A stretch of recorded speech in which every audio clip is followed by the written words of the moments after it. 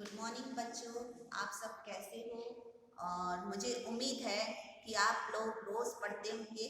हमने शनिवार को सीखा था कि पाचन क्रिया में कौन से अंग कार्य करते हैं, कौन कौन सम्मिलित होते हैं। तो मैंने आपको बताया था, उसका चित्र भी बना के आपको दिखाया था कि पाचन क्रिया में आपको मदद कर रहा है। सबसे पहला जो मुख्य अंग था वो था मुंह, मुंह के बाद जिह्वा और उसके बाद ग्रसिका नली। आपको बताया था, देखो आप इधर चित्र में भी देखते जाओ। उसके बाद आपका जो खाना आता है वो आमाशय यानी पेट में आता है। फिर आमाशय से जाकर छोटी आंत में आता है। छोटी आंत के बाद बड़ी आंत और बड़ी आंत के द्वारा जो अपच भोजन है वो गुदा द्वार से बाहर जाता है। तो ये था, आपको दो तरह के प्रश्न इसमें पूछे जाता है। आपको पूछा जाता है कि पाचन तंत्र के, मनुष्य के पाचन तंत्र के मुख्य अंगों के बारे में बताओ। तो आप कहोगे कि मनुष्य के पाचन तंत्र में मुख्य जो भाग लेते हैं उनका नाम है मुंह, ग्रसिका, उसके बाद छोटी आंत आमाशय, छोटी आंत, बड़ी आंत, गुदा द्वार, ये सब हिस्सा ले रहे हैं।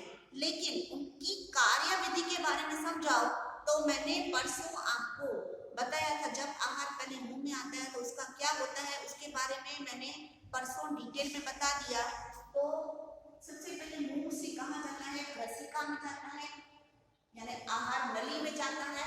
और यहाँ पर ये आहार नली नीचे तक होती है और फूलती सिकुड़ती रहती है। तो इसलिए मैंने आपको बताया था कि जितना हो सके आप खाने को चबा चबा के खाओ, क्योंकि आंतों के दांत नहीं होते, इसलिए खाने को अच्छी तरह से चबा चबा के खाना चाहिए। और उसके बाद आमाशय से छोटी आंत, छोटी आंत के बाद बड़ी आंत और बड़ी आंत के बाद गुदा द्वार के द्वारा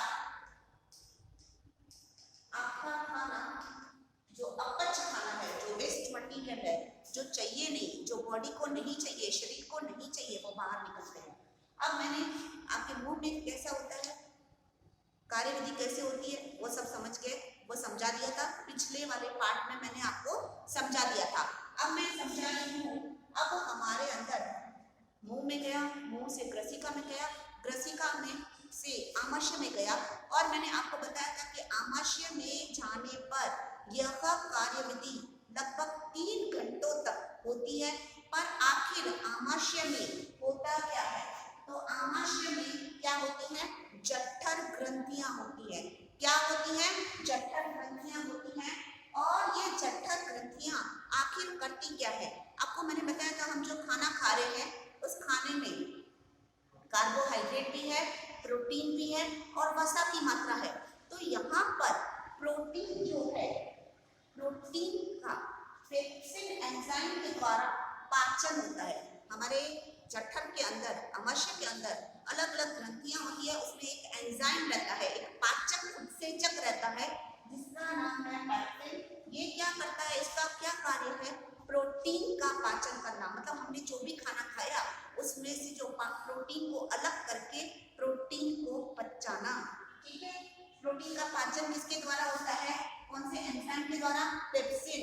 ये वाला प्रश्न एग्जाम में बार बार पूछा जाता है कि प्रोटीन का पाचन किस एंजाइम के द्वारा होता है, पेप्सिन।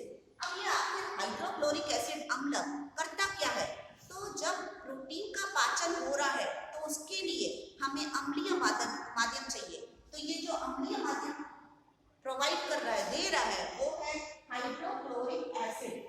क्योंकि ये जो पाचन की प्रक्रिया है, किसके पाचन की प्रक्रिया, प्रोटीन के पाचन की प्रक्रिया में जो पेप्सिन के द्वारा हो रहा है, उसके लिए जो अम्लीय माध्यम तैयार करने का काम है वो करता है HCl।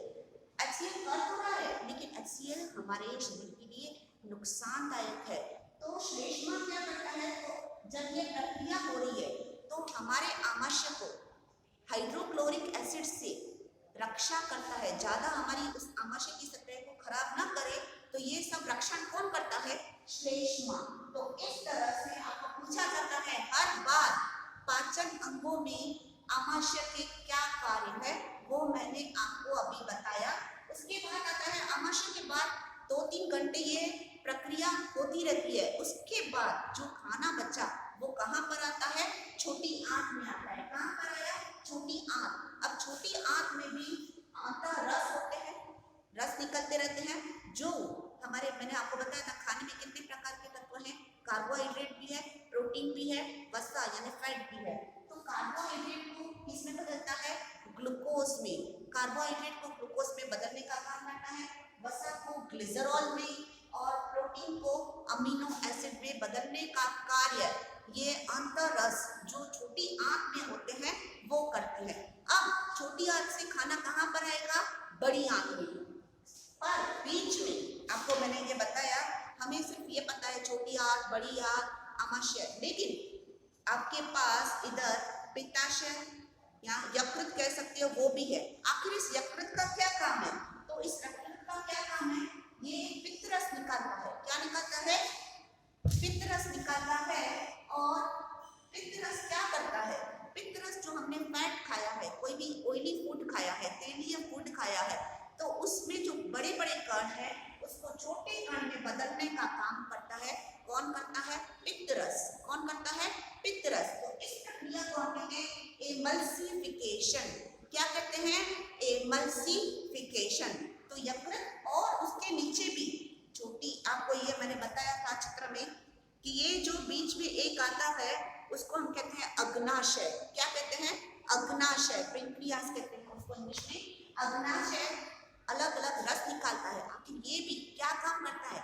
ये भी हमारे शरीर में जो आहार गया, कार्बोहाइड्रेट गया, प्रोटीन गया, वसा गया, आखिर उनको भी विविध, उनमें से भी विविध एंजाइम निकलते हैं। अगर प्रोटीन का पेप्टोसन नामक पदार्थ में चेंज करते हैं, पर ये कौन से एंजाइम के द्वारा? ट्रिप्सन।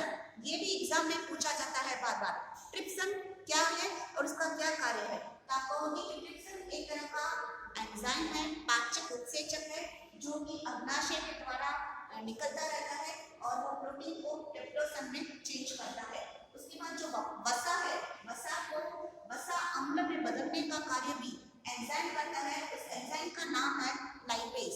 मैं समझती हूँ थोड़े नाम ऐसे हैं, पर अगर आप 1-2 बार पढ़ोगे तो आपको नाम अवश्य आ जाएंगे। उसके बाद जो स्टार्च बना, स्टार्च किसमें से बनता है? हमारे पास कार्बोहाइड्रेट में से, ग्लूकोज में, कार्बोहाइड्रेट में से। जो आपने रोटी खाया, ज्वार की रोटी, बाजरे की रोटी, गेहूं की रोटी, उन सब में क्या होता है? स्टार्च होता है। तो स्टार्च को किसमें बदलता है? ग्लूकोज में। पर किसके द्वारा? कौन से एंजाइम के द्वारा? एमिलस।